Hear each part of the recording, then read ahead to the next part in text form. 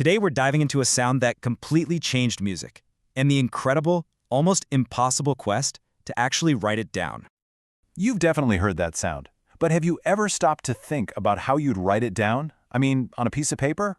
That, of course, is the scratch, the absolute signature of the hip-hop DJ. And for decades, it just existed in the moment. You know, a flash of rhythmic genius that was gone as soon as the record stopped.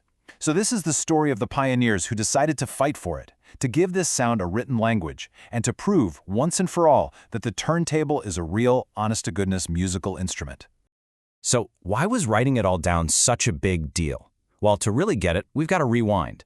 Let's go all the way back to the start of hip-hop, back to a time when the DJ was absolute royalty. Okay, so back in the 70s, the DJ was everything. They were the creative engine, the one person who could rock a party and make the whole room move with these amazing breakbeats. But then, in '79, Rapper's Delight hits, and bam, the whole commercial world shifts its focus to the MC. And just like that, the guys who literally built the sound from the ground up, they got pushed into the background. Now, you still had these incredible, virtuoso turntablists emerging in the late 80s, people pushing the instrument to its absolute limits. But their craft, all that complex skill, was still just not understood by most people. And this quote from Steve Flash Juwan just hits the nail on the head. People thought it was a joke, that anybody can run a needle over a record attitude. I mean, come on.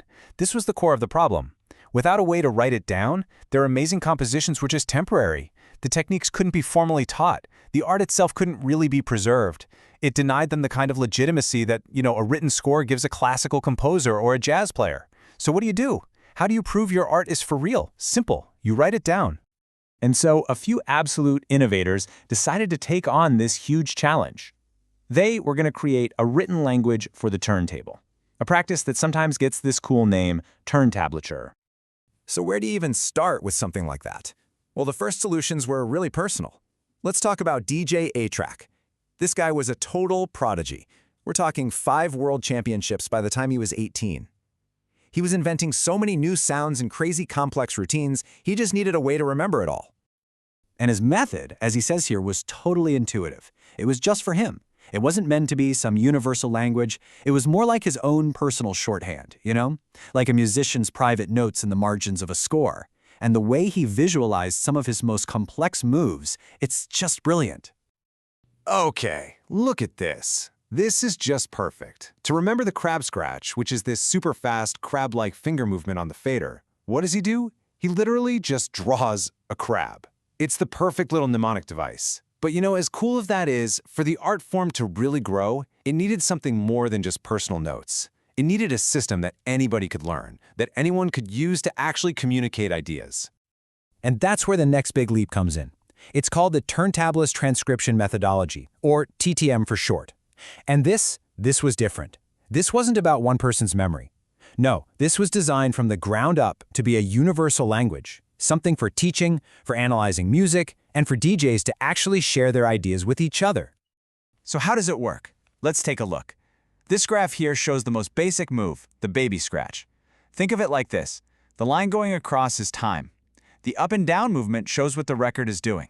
So that curve going up, that's the record moving forward over a sample, in this case, the word fresh. The curve going down is the record moving backward. It's literally a visual map of the sound. Pretty cool, right? And the amazing thing about TTM is that it could scale up. I mean, way up. From that simple scratch to capturing these incredibly complex, full-length songs. What you're looking at here is the actual score for DJ Rob Swift's track Scratchin'. It maps out everything on this detailed grid. Verses, choruses, all of it. It's a full-blown musical score. But as you can imagine, not everyone thought a brand new system like this was the way to go. Yeah, see, then you have someone like DJ Radar. Now, he was a classically trained percussionist, so he came at it from a totally different angle. Instead of inventing a whole new system, he just adapted the one we already have, traditional Western musical notation, the language of Mozart and Beethoven. And here's the really wild part. He composed his piece Antimatter by writing the music down before he ever even touched a record. He was trying to prove a major point about composition. So we've got these different approaches, but the key thing is these weren't just academic exercises. They weren't just theories. They quickly moved from being personal notes and cool ideas to becoming really powerful tools for preserving history and for teaching the next generation of artists. I mean, just look at this. This really shows you the historical weight of what they were doing. This is the TTM transcription of Grandmaster Flash's masterpiece from 1981, The Adventures of Grandmaster Flash on the Wheels of Steel. For the very first time, one of the most foundational tracks in hip-hop, a track built entirely on turntables, could be written down, it could be studied, it could be analyzed, just like a classical score. That was absolutely monumental. What this notation really did was give the art form a memory. All of a sudden, artists could preserve what they intended. Scholars could analyze the work. You could actually document how techniques evolved over time. It even opened the door to things we take for granted, like copyright. And once you have a memory, well, you can also have a classroom. And that's exactly what happened. It didn't take long. By 2003, schools in San Francisco and Miami were using TTM as part of their official music theory curriculum. Think about that. The language of the turntable was now being formally taught. That's how you ensure craft not only gets passed down, but gets built upon by a whole new generation. But this whole quest for a written language wasn't exactly embraced by everyone. Not everybody in the DJ community was on board. Some didn't think writing scratches down was necessary at all, and some even thought it was a bad idea. So you ended up with this real division in the community. On one side, you had people saying, this is just some unnecessary academic thing. I mean, their argument was solid. DJs had been killing it for 2 decades without it, just relying on their ears and their instincts. But on the other side, people saw it as the only real path to legitimacy.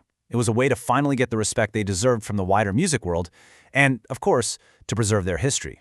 And this gets at a really core tension you see in a lot of art forms, right? Is it about writing down all the rules, or is it about preserving that raw, intuitive, unspoken spirit of the thing? But, in the end, this was about so much more than just putting symbols on a page. The act of creating its own written language, that was a powerful declaration. This was an art form building its own intellectual tradition, doing it on its own terms, and demanding the respect that it had absolutely earned. And that really brings us to the big question here. When an art form, one that some people used to dismiss as just noise, creates its own written language, what does it really gain? Well, it gains a history, it gains a future, and it gains the undeniable, absolutely indisputable right to be called art.